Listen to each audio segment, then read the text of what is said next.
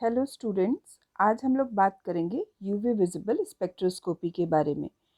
क्या है UV visible spectroscopy? UV visible spectroscopy को हम लोग अल्ट्रावायलेट और विजिबल स्पेक्ट्रोस्कोपी भी कहते हैं और इसको हम इलेक्ट्रॉनिक स्पेक्ट्रोस्कोपी भी कहते हैं। यूवी विजिबल स्पेक्ट्रोस्कोपी को हम यूज़ करते हैं कि मॉलिक्यूल में जो मल्टीपल बॉन्ड्स हैं या एरोमेटिक कॉन्जुगेशन है, इसको फाइंड आउट करने के लिए हम लोग यूवी विजिबल स्पेक्ट्रोस्कोपी का यूज़ करते हैं। फॉर एग्जांपल, जैसे हम यहाँ पर देख रहे हैं कि रेटिनॉल है। रेटिनॉल में हमारा मल्टीपल बॉन्ड्स है या कह सकते हैं हम एरोमेटिक कॉन्जुगेशन है। मीन्स कि double bond, then single bond, फिर डबल बॉन्ड, फिर सिंगल बॉन्ड, फिर डबल बॉन्ड, फिर सिंगल बॉन्ड, फिर डबल बॉन्ड, फिर सिंगल बॉन्ड। मीन्स पूरे स्ट्रक्चर में हम ये जो कॉन्जुगेशन देख रहे हैं, इस कॉन्जुगेशन को स्टडी करने के लिए हम लोग क्या करते हैं कि यूवी विजिबल स्पेक्ट्रोस्कोपी को यूज़ करते हैं। इस स्ट्रक्चर में भी अगर हम देख रहे हैं तो हमारा एक डबल बॉन्ड है, एक डबल बॉन्ड है, फिर सिंगल बॉन्ड, फिर डबल बॉन्ड, फिर सिंगल बॉन्ड, फिर डबल बॉन्ड और फिर सिंगल बॉन्ड। मीन्स ये जो कॉन्जुगेशन है, एरोमेटिक कॉन्जुगेशन है, इसको स्टडी करने के लिए हम क्या कर रहे हैं कि यूवी विजिबल स्पेक्ट्रोस्कोपी को परफॉर्म कर रहे हैं। नाउ आगे हम लोगों ने कहा था कि यूवी विजिबल स्पेक्ट्रोस्कोपी को हम लोग इलेक्ट्रॉन स्पेक्ट्रोस्कोपी भी कह रहे हैं। इलेक्ट्रॉन स्पेक्ट्रोस्कोपी हम लोग कह रहे हैं तो क्या चीज़ हो गया कि जो क्यों हम इलेक्ट्रॉन स्पेक्ट्रोस्कोपी कह रहे हैं यूवी विजिबल स्पेक्ट्रोस्कोपी को, इसमें जो इलेक्ट्रॉन का ट्रांजिशन हुआ है, इलेक्ट्रॉन का ट्रांजिशन मीन्स कैसे, जब हम कोई इलेक्ट्रोमैग्नेटिक रेडिएशन, यूवी रेंज की इलेक्ट्रोमैग्नेटिक रेडिएशन को किसी मैटर पर डाल रहे हैं तो उससे क्या हो रहा है कि ये जो इलेक्ट्रोमैग्नेटिक रेडिएशन है, ये इस मैटर के इलेक्ट्रॉन पर जब हम डालेंगे तो ये इलेक्ट्रॉन क्या करेगा, इस इलेक्ट्रोमैग्नेटिक रेडिएशन को एब्जॉर्ब करके एक एनर्जी लेवल से दूसरे एनर्जी लेवल में मूव कर जाएगा। मीन्स इलेक्ट्रॉन का ट्रांजिशन हो रहा है। सपोज यहाँ पर भी ये इलेक्ट्रॉन है और इसने क्या किया, इलेक्ट्रोमैग्नेटिक रेडिएशन को एब्जॉर्ब किया और एब्जॉर्ब करने के बाद ये लोअर एनर्जी लेवल से हायर एनर्जी लेवल में मूव कर गया। मीन्स इलेक्ट्रॉन का ट्रांजिशन हो रहा है, इस वजह से हम इसको इलेक्ट्रॉनिक स्पेक्ट्रोस्कोपी भी कहते हैं। सिंपल यहाँ पर उसी प्रोसेस को हम लोग कर रहे हैं कि क्या चीज़ हो रहा है कि एब्जॉर्प्शन हो रहा है और एमिशन हो रहा है। मीन्स यहाँ पर क्या हो रहा है, एब्जॉर्प्शन फिनोमिना हो रहा है। ये इलेक्ट्रॉन यहाँ जब लोअर एनर्जी लेवल में है, यहाँ से इलेक्ट्रॉन एनर्जी को फोटोन के फॉर्म में एब्जॉर्ब करेगा और अपने लोअर एनर्जी लेवल से ये हायर एनर्जी लेवल में मूव कर जा रहा है। दूसरा चीज़ एमिशन का होगा। मीन्स जब वो इलेक्ट्रॉन हायर एनर्जी लेवल में है, हायर एनर्जी लेवल में है तो ये क्या कर रहा है, रेडिएशन को फोटोन के फॉर्म में एमिट कर रहा है। फोटोन के फॉर्म में एमिट करके हायर एनर्जी लेवल से ये लोअर एनर्जी लेवल में मूव कर जा रहा है, इसलिए इसको हम एमिशन स्पेक्ट्रोस्कोपी भी बोल रहे हैं।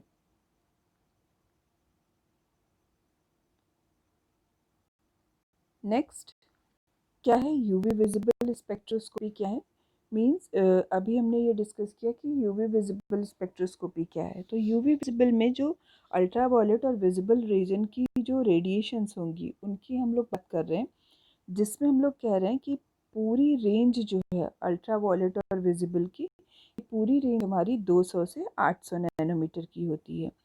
मीन्स इन्हें जो है हाई एनर्जी, इस रेंज की रेडिएशंस जो है वो हाई एनर्जी की रेडिएशंस होंगी। और जो अल्ट्रावायलेट विजिबल रीजन है ये हमारा दो पार्ट में बना हुआ है, दो पार्ट में बना हुआ है। मीन्स कि जो हमारा एक विजिबल रीजन है, विजिबल रीजन हमारा कहाँ से कहाँ तक है, 400 से 800 तक है। दूसरा हमारा अल्ट्रावायलेट रीजन है जो कि 400 से 200 nm तक है, जो कि यहाँ पे हमें दिख रहा है कि विजिबल रीजन हमारा कहाँ से कहाँ तक है, 400 से 800 तक। यहाँ 700 बना है, इसके आगे एक 800 की रेंज का ये और होता है। मीन्स 400 से 800 हो गया विजिबल रीजन, और 400 से 200 का जो रेंज होता है ये होगा हमारा यूवी रीजन। अब ये यूवी रीजन जो है हमारा फर्दर दो पार्ट में डिवाइड होगा, एक नियर यूवी होगा और एक वैक्यूम यूवी होगा। मीन्स नियर यूवी जो कि हमारा 200 से 400 की रेंज है, इसको हम नियर यूवी कह रहे हैं। और इसके बाद जो 200 के बाद का है ये हमारा फार यूवी है। जो फार यूवी है इसको हम लोग वैक्यूम यूवी भी बोलते हैं। वैक्यूम यूवी बोलते हैं इसलिए वैक्यूम यूवी बोलते हैं कि इस रेंज की फ्रीक्वेंसी को जब हम मेज़र कर रहे होते हैं किसी मैटर पे, तो उस समय क्या होता है कि हमें एक स्पेशल वैक्यूम इक्विपमेंट की ज़रूरत होती है। वैक्यूम इक्विपमेंट की ज़रूरत होती है। अगर हम वैक्यूम इक्विपमेंट नहीं यूज़ करते हैं तो उस समय क्या होता है, जो एयर है वो एयर जो है वो इन रेडिएशन को, जो एयर में प्रेजेंट मॉलिक्यूल्स हैं वो इन रेडिएशन को एब्जॉर्ब करने लगते हैं, जिससे जो हमारा इंटरप्रिटेशन है वो जो है वो डिस्टर्ब हो जाएगा, उसमें इम्प्योरिटी आ जाएगी। नेक्स्ट इज एब्जॉर्प्शन लॉ, जिसको हम लॉ ऑफ एब्जॉर्प्शन भी बोलते हैं। अब अभी हम लोग बात कर रहे थे कि जो हमने इलेक्ट्रोमैग्नेटिक रेज किसी मैटर पर दी, इलेक्ट्रोमैग्नेटिक रेज हम जब मैटर पर देंगे तो उससे क्या होगा कि वो जो मैटर है वो या तो इस रेडिएशन को एब्जॉर्ब करेगा, या तो ट्रांसमिट करेगा, और या तो स्कैटर्ड कर देगा। मीन्स ये क्यों क्यों हो रहा है कि एब्जॉर्ब कर रहा है, ट्रांसमिट कर रहा है या स्कैटर्ड कर दे रहा है। अगर हम कोई क्यूवेट लें, ये हमारा एक क्यूवेट है, इस क्यूवेट में हमने क्या किया, होमोजीनियस सोल्यूशन का मिक्सचर ले लिया। इस पूरे क्यूवेट में हमने होमोजीनियस सोल्यूशन ले लिया।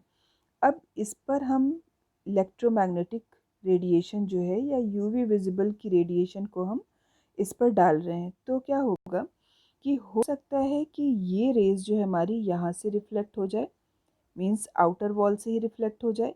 हो सकता है ये अंदर जाके इनर वॉल से ये रिफ्लेक्ट हो जाए। दूसरा चीज़ होता है कि जो रेडिएशन है वो इसमें प्रेजेंट स्मॉल पार्टिकल्स के थ्रू स्कैटर्ड हो जाए, स्कैटरिंग हो जाए पूरे में। और तीसरा चीज़ है कि जो हमारा ड्रग सैंपल है, ड्रग मॉलिक्यूल है, वो इस रेडिएशन को एब्जॉर्ब करेगा और फिर रिमेनिंग पार्ट जो है वो ट्रांसमिट कर देगा, जिसको कि हम इमर्जेंट बीम भी बोल रहे हैं। मीन्स इसकी इंटेंसिटी जो होगी वो कम होगी। अब क्वेश्चन यहाँ आता है कि जो रिफ्लेक्शन है और जो स्कैटरिंग है, ये क्या कर रहा है कि ये हमारे जो एनालिसिस है, जो हम रिजल्ट ले रहे हैं उसमें उसको वो डेविएट कर देता है। मीन्स उसमें उसमें कुछ ना कुछ जो है वो कमी हो जाती है।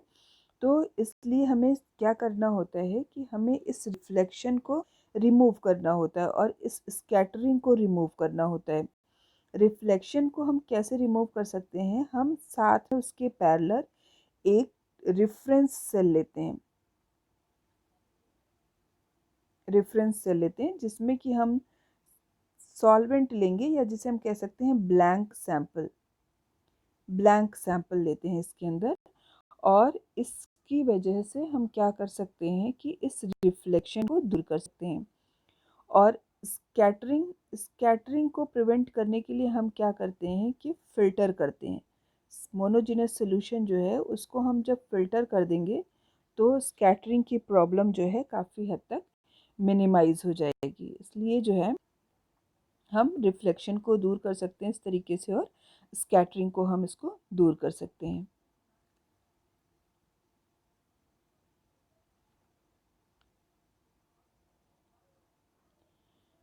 अब हम लोग बात कर रहे हैं कि एब्जॉर्प्शन जो है हमारा, एब्जॉर्प्शन एक तरीके से क्या होता है, हमारा लीनियर रिलेशनशिप है। लीनियर रिलेशनशिप किसके बीच में, एब्जॉर्बेंस और concentration of the absorbing species. Absorbance किसका, जो इलेक्ट्रोमैग्नेटिक रेज कितनी एब्जॉर्ब हुई है उसका एब्जॉर्बेंस, और जो हमारा एब्जॉर्बिंग मीडियम है उसके कंसंट्रेशन के ऊपर डिपेंड करता है। तो यहाँ पर हम लोग जब लीनियर रिलेशन की बात कर रहे हैं, लीनियर रिलेशन की बात कर रहे हैं, इसका मतलब है कि जो ये है हमारा मॉलिक्यूल है, मींस अगर हम किसी पर भी इलेक्ट्रोमैग्नेटिक रेडिएशन डाल रहे हैं या यूवी विजिबल रेंज की रेडिएशन डाल रहे हैं किसी मैटर पे, तो उसमें जो कंसंट्रेशन है वो कंसंट्रेशन है, मींस कंसंट्रेशन जैसे जैसे हम बढ़ाते जाएंगे एब्जॉर्बेंस क्या होता जाएगा, वो बढ़ता जाएगा। तो इस तरीके से ये एक लीनियर रिलेशनशिप है, means concentration is directly proportional to absorbance. अब हम लोग कह रहे हैं कि जो हमारा एब्जॉर्बेंस लॉ है, ये लॉ जो है दो लॉ को कंबाइंड करके मिला है। मीन्स एक लॉ जो है हमारा वो कौन सा है, बियर्स लॉ, और दूसरा क्या है हमारा, लैम्बर्ट लॉ। मीन्स एक लॉ जो है उसको हम बियर्स लॉ बोलेंगे और एक लॉ को हम लैम्बर्ट लॉ बोलेंगे। अब इसमें बियर्स लॉ और लैम्बर्ट लॉ किस बेसिस पर है, इस बेसिस पे है कि अगर हमने एक सैंपल लिया है, मीन्स होमोजेनस सोल्यूशन लिया है किसी कंटेनर में, और उससे हम किसी लाइट रेज को पास कर रहे हैं, सपोज I0 इंटेंसिटी की लाइट रेज को पास कर रहे हैं, तो वो क्या होगा, जो कंसंट्रेशन है एब्जॉर्बिंग मीडियम का, ये क्या करेगा, कुछ न कुछ लाइट रेज को एब्जॉर्ब करेगा और रिमेनिंग को एमिट कर देगा। मीन्स होगा क्या कि स्टार्टिंग में इसकी इंटेंसिटी ज़्यादा होगी और जब ट्रांसमिट होकर के आएगा तो इसकी इंटेंसिटी में कमी हो जाएगी, और वो मीडियम जो कि path length x path length को कवर कर रहा है। अब हम डिस्कस करते हैं कि लैम्बर्ट लॉ क्या है। लैम्बर्ट लॉ, अभी जैसे हमने कहा कि अगर हम कोई भी सैंपल ले रहे हैं, मींस इसमें हमने कोई होमोजेनस सॉल्यूशन रखा और इसमें हम I0 इंटेंसिटी की रेडिएशन को इससे हम पास कर रहे हैं, तो जो ट्रांसमिटेड रेडिएशन आएगा वो आई हो जाएगा, जिसकी इंटेंसिटी जो है वो कम हो जाएगी। तो इसी, और ये किसके बराबर होगा, ये कह रहे हैं कि थिकनेस ऑफ द मीडियम के बराबर होगा। सिंपल मीन्स ये कह रहे हैं कि जब हम किसी मोनोक्रोमैटिक लाइट को हम पास कर रहे हैं एब्जॉर्बिंग मीडियम से, ये एब्जॉर्बिंग मीडियम से, और तो उसकी इंटेंसिटी कम होती जाती है जैसे जैसे एब्जॉर्बिंग मीडियम की लेंथ जो है वो बढ़ती जाती है। मीन्स ये एब्जॉर्बिंग मीडियम की लेंथ की बात को बोल रहे हैं, जितना बढ़ता जाएगा उतना ही इसकी इंटेंसिटी इंसिडेंट रेडिएशन की इंटेंसिटी कम होती जाएगी, जिसको हम लोग एक इस फॉर्मूले से डिनोट करते हैं। अब इसमें इन्होंने सीधे सीधे से अगर हम लोग कहें तो हम इसे ये कह सकते हैं कि absorption is directly proportional to the thickness of the medium. Means absorption जो होगा वो मीडियम के डायरेक्टली प्रोपोर्शनल होगा। सेकेंड लॉ है बियर्स लॉ। बियर्स लॉ में इन्होंने क्या किया कि लैम्बर्ट लॉ को ही मॉडिफाई किया। लैम्बर्ट लॉ को ही मॉडिफाई करके इन्होंने कहा कि अगर ये थिकनेस ऑफ मीडियम की थिकनेस की बात ना करके अगर हम लोग कंसंट्रेशन की बात करते हैं, तो क्या होगा कि जो इंसिडेंट रेडिएशन आ रहा है वो अगर किसी होमोजेनस सॉल्यूशन पे पड़ रहा है तो उसका जो कंसंट्रेशन है, होमोजेनस सॉल्यूशन का जो कंसंट्रेशन है उस पर डिपेंड करेगा कि कितना अमाउंट रेडिएशन एब्जॉर्ब हो रहा है और कितना अमाउंट रेडिएशन एमिट हो रहा है। जिसमें इन्होंने इक्वेशन दिया कि ये इक्वेशन दिया और इन्होंने कहा absorption is directly proportional to the concentration की। जो एब्जॉर्प्शन है वो डायरेक्टली प्रोपोर्शनल है कंसंट्रेशन की, जिसमें लैम्बर्ट ने कहा कि absorption is directly proportional to the thickness of the medium, और बियर्स ने कहा कि absorption is directly proportional to the concentration of the medium. जब इन दोनों लॉज को मिला दिया गया तो इनको कहते हैं बियर लैम्बर्ट लॉ, या कहीं कहीं पर इसको बियर्स लॉ भी कहते हैं। इनके अकॉर्डिंग क्या है Beer's law, the amount of energy absorbed और transmitted by a solution is proportional to the solution's molar absorptivity and the concentration of solute। Means solution की मोलर एब्जॉर्प्टिविटी और सोल्यूट के कंसंट्रेशन के ऊपर डिपेंड कर रहा है। जिसमें ये कह रहे हैं कि जो लाइट रेज है की इंटेंसिटी है ये क्या है, ये I0 है, और ये जब ट्रांसमिट हो रही है तो ये रेडिएशन जो है वो ट्रांसमिट हो रही है, और इसका पाथ लेंथ जो है वो x है। जिसमें इन्होंने कहा एब्जॉर्बेंस A, ये एप्साइलॉन, ये x इज पाथ लेंथ और c इज कंसंट्रेशन।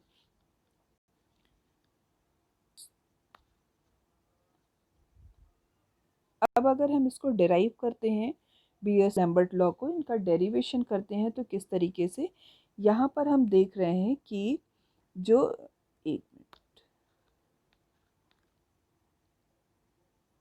इसमें हम लोग देखेंगे कि हमने क्या किया कि I0 इंटेंसिटी की रेडिएशन ली, उसको होमोजेनस सॉल्यूशन से पास किया और फिर वो उसे डिक्रीज इंटेंसिटी की रेडिएशन जो है वो ट्रांसमिट हुई। मींस कुछ अमाउंट रेडिएशन जो है ये सैंपल ने इसको एब्जॉर्ब कर लिया। जो सॉल्वेंट है, मींस सॉल्वेंट जो ड्रग मॉलिक्यूल है या जो सॉल्यूट है, इसने एब्जॉर्ब कर लिया, जिसकी पाथ लेंथ जो है ये x है। तो हम इस डिक्रीज इंटेंसिटी की रेडिएशन की बात करेंगे, जिसमें ये लोग कह रहे हैं कि मैथमेटिकली अगर लें तो D I upon D x, इसको क्या कह रहे हैं, the is the rate of decrease of intensity with thickness D x. Means ये इंटेंसिटी में जैसे जैसे थिकनेस आगे बढ़ी है वैसे वैसे इंटेंसिटी में उसकी डिक्रीज जो आया है उसको minus D I upon D x से डिनोट करें। अब अगर हम लैम्बर्ट लॉ को यहाँ पर डाइव करें तो सिंपल हमें क्या दिख रहा है कि D I upon D X is directly proportional to X. मतलब कि जो इंटेंसिटी जो डिक्रीज हो रही है वो डायरेक्टली एक्सपोनेंशियल है किसके, जो पाथ लेंथ है, एब्जॉर्बिंग मीडियम का पाथ लेंथ है। अब इसमें एब्जॉर्बिंग मीडियम का जो पाथ लेंथ है इसको हमने इक्वेशन 1 से डिनोट किया। जब ये प्रोपोर्शनैलिटी साइन हटा रहे हैं तो यहाँ पर एक प्रोपोर्शनैलिटी कांस्टेंट ए आ जा रहा है। मींस इस इक्वेशन में अगर हम फर्स्ट इक्वेशन का प्रोपोर्शनैलिटी साइन हटा रहे हैं तो क्या आ रहा है, D I upon D X. Minus sign क्या रिप्रेजेंट कर रहा है, डिक्रीज हो रहा है, रेट डिक्रीज हो रहा है उसको रिप्रेजेंट कर रहा है। तो minus D I upon D X is equal to A X, A is the proportionality sign. अब अगर इस इक्वेशन को हम इंटीग्रेट करते हैं तो किस तरीके से हम इसको रीअरेंज कर रहे हैं, minus D I is equal to D X into A X. तो हमारे पास इक्वेशन क्या आ रही, minus log I A X plus C, जहाँ पर सी क्या है, हमारा इंटीग्रेशन कांस्टेंट है। C is integration constant. अब हम बात कर रहे हैं कि अगर हम x की वैल्यू को ज़ीरो कर देते हैं, x की वैल्यू ज़ीरो कर देते हैं मींस पाथ लेंथ को ज़ीरो कर दे रहे हैं। मींस इनिशियली देख रहे हैं कि जब रेडिएशन उस पर डाली गई थी तो उस समय क्या था, जो रेडिएशन इंटेंसिटी थी जो वो क्या थी, I0 थी।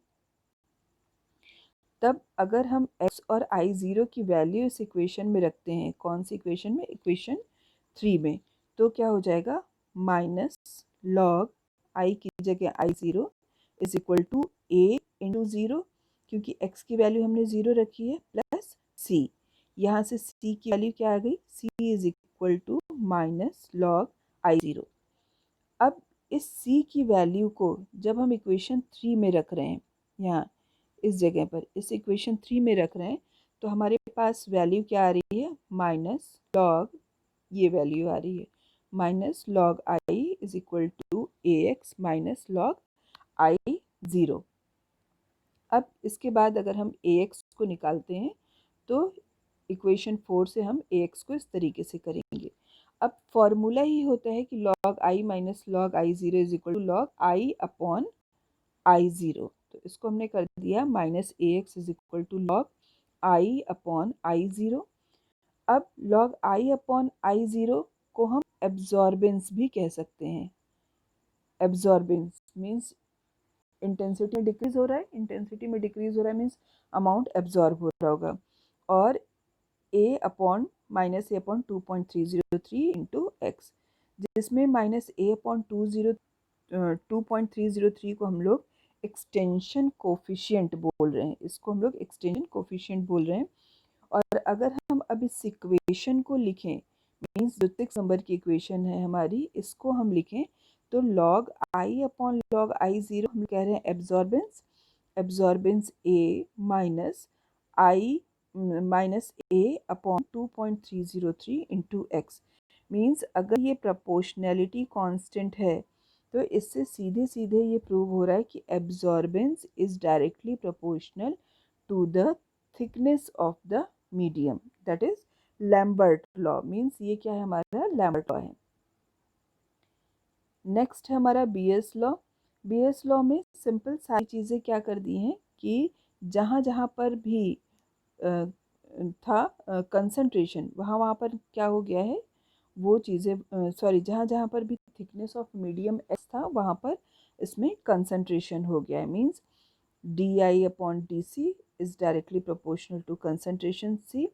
और फिर हम लोग क्या कर रहे हैं, इस इक्वेशन को इंटीग्रेट कर रहे हैं, और इंटीग्रेट करने के बाद यहाँ पर इक्वेशन 3 में इसकी वैल्यू निकाल रहे हैं। मीन्स कब, जब C is zero, concentration is zero है, मीन्स स्टार्टिंग में, तब क्या होगा, I is equal to I zero रख करके फिर हमने यहाँ पर क्या किया, इक्वेशन 3 में जब सी की वैल्यू रखी तो minus log I is equal to B C minus log I zero, इस तरीके से करके हमें एक इक्वेशन मिली, log I upon I zero is equal to minus B into C, जिसमें लोगों ने कहा कि log I upon I zero is absorbance, ये minus B upon 2.303 extension coefficient constant, और सी इज कंसंट्रेशन।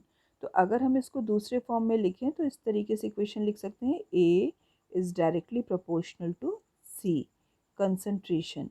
मीन्स कि क्या हो गया कि जो एब्जॉर्बेंस है ये डायरेक्टली प्रोपोर्शनल है कंसंट्रेशन के।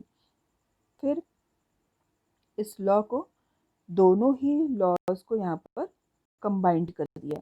इन्होंने कहा कि जो एब्जॉर्बेंस है वो डायरेक्टली प्रोपोर्शनल होगा थिकनेस ऑफ मीडियम और concentration of the absorbing substance के। तो जिसमें कंबाइंड इक्वेशन हमारे पास में आई कि log I upon log I zero minus a upon 2.303 into minus B upon 2.303 into c into x, ये हमारे पास एक कंबाइंड इक्वेशन आई। और जिसमें हम इसको ये minus a upon 2.303 is a constant and minus B upon 2.303 is a constant. तो इन दोनों के कांस्टेंट को हमने क्या कर दिया, एक दूसरा कांस्टेंट ले लिया, जिसको कि हम लोग बोल रहे हैं एप्सिलॉन। मीन्स एक अलग कांस्टेंट हमने ले लिया एप्सिलॉन का, जिसे हम मोलर एब्जॉर्प्शन कोफिशिएंट कह रहे हैं। तो इस इक्वेशन को अगर हम लिखें तो क्या हो जाएगा, A is directly proportional to concentration into path length. कहीं कहीं पर पाथ लेंथ को एक्स की बजाय एल भी लिखते हैं, तो और या फिर हम इसको इस तरीके से लिखते हैं, A is equal to epsilon C into x.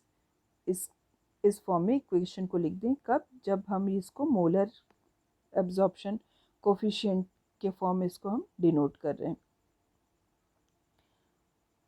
Molar absorption coefficient जो है ये कब हम लेते हैं, जब हम किसी भी सोल्यूशन को हम किस में डिनोट कर रहे हैं, मोल पर लीटर के फॉर्म में डिनोट कर रहे हैं, और उसकी जो क्यूबिट है उसको हम सेंटीमीटर में प्रेजेंट, या पाथ लेंथ जो है उसको हम सेंटीमीटर में प्रेजेंट कर रहे हैं, तब हम इसको मोलर एक्सटेंशन कोफिशिएंट को लेते हैं। दूसरी चीज़ क्या है, लिमिटेशंस क्या है बीएस लैम्बर्ट्स लॉ की। इसकी लिमिटेशंस ये है कि जो मोनोक्रोमैटिक रेडिएशन है, ये जो इलेक्ट्रोमैग्नेटिक रेडिएशन है ये मोनोक्रोमैटिक होनी चाहिए, जो लाइट बीम है ये स्कैटर्ड नहीं होनी चाहिए, और सोल्यूशन जो है डाइल्यूटेड होनी चाहिए। जितना ज़्यादा सोल्यूशन डाइल्यूटेड होगा उतनी ज़्यादा एक्यूरेसी के साथ जो हमारा रिजल्ट जो उतनी एक्यूरेसी के साथ आएगा। अब इसमें कुछ टर्म्स थे कि ट्रांसमिटेंस है, एब्जॉर्बेंस है, तो वो चीज़ें हमें पता होनी चाहिए कि ट्रांसमिटेंस क्या है, एब्जॉर्बेंस क्या है। क्यों? क्योंकि जब इलेक्ट्रोमैग्नेटिक रेडिएशन पड़ रही है किसी सोल्यूशन पे, तो वो या तो एब्जॉर्ब हो रही है या तो ट्रांसमिट हो रही है। मीन्स दोनों फिनोमिना में से चीज़ें हो रही हैं कि, तो इसलिए ट्रांसमिटेंस क्या है, transmittance is the ratio of the radiant intensity transmitted by the sample to the radiant intensity incident on the sample IC। Means अगर हम T ट्रांसमिट को ट्रांसमिटेंस को एक्सप्रेस करें इक्वेशन में, T is equal to I upon I zero, means कितना transmit हुआ, intensity after absorption और absorption के पहले कितनी इंटेंसिटी थी, इसका जो रेशियो होगा उसको हम लोग ट्रांसमिटेंस बोलेंगे, जिसको कि कैपिटल टी से रिप्रेजेंट कर रहे हैं। Next is absorbance. एब्जॉर्बेंस क्या है? ये लॉगरिथम है, रेसिप्रोकल है किसका? ट्रांसमिटेंस का रेसिप्रोकल है।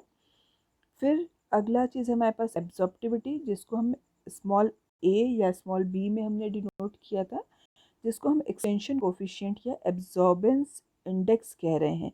Means A is equal to small a is equal to capital A upon path length into concentration. या इसको हम अगर कहें तो इसको हम लोग कह सकते हैं कि it is the ratio of the absorbance to the product of concentration and length of optical path. It is a constant characteristics of substance and wavelength. Next is molar absorptivity, जिसको हम एप्सिलॉन से denote कर रहे हैं। और molar absorptivity हम उस case में लेंगे जब हमारा सोल्यूशन जो है मोल सोल्यूशन हो, मीन्स मोल पर लीटर का सोल्यूशन हो, और इसमें जो लेंथ है, सेल की लेंथ है, वो सेंटीमीटर में हो। इसको मोलर एक्सटेंशन कोफिशिएंट भी कहते हैं और मोलर एब्जॉर्बेंसी इंडेक्स कहते हैं। फाइनली समरी क्या है कि हम क्या जान रहे हैं कि हमारा जो यूवी स्पेक्ट्रोस्कोपी है, इसको हम इलेक्ट्रॉन स्पेक्ट्रोस्कोपी भी कह रहे हैं। दूसरी चीज़ है कि इसमें हम मल्टीपल बॉन्ड और एरोमेटिक कॉन्जुगेशन को स्टडी कर रहे हैं। तीसरी चीज़ है कि जो एब्जॉर्बेंस है वो डायरेक्टली प्रोपोर्शनल होगा कंसंट्रेशन के। जो वेवलेंथ है या लैम्डा मैक्स है, उस पर कंसंट्रेशन का कोई भी इफेक्ट नहीं होगा। और नेक्स्ट क्या है कि जो लैम्बर्ट लॉ क्या कह रहा है, absorbance is directly proportional to the thickness of the medium. और बीएस लॉ के अकॉर्डिंग जो एब्जॉर्बेंस है ये डायरेक्टली प्रोपोर्शनल है concentration of the medium. Transmittance क्या है? The ratio of the radiant intensity transmitted by the sample to the radiant intensity incident on the sample I0. Absorbance is a reciprocal of the transmittance, and absorptivity, also known as extension coefficient या absorbance index, और ये क्या है? Ratio है absorbance to the product of concentration and length of optical path का. It is constant characteristics of the substance and wavelength. Then molar absorptivity क्या है? जब हम किसी सोल्यूशन को मोल पर लीटर में ले रहे हैं तो वो मोलर एब्जॉर्प्टिविटी है, जिसमें सेल को जो है हम सेंटीमीटर में ले रहे हैं, तो इसको हम मोलर एक्सटेंशन कोफिशिएंट भी कहते हैं। Okay student, thank you.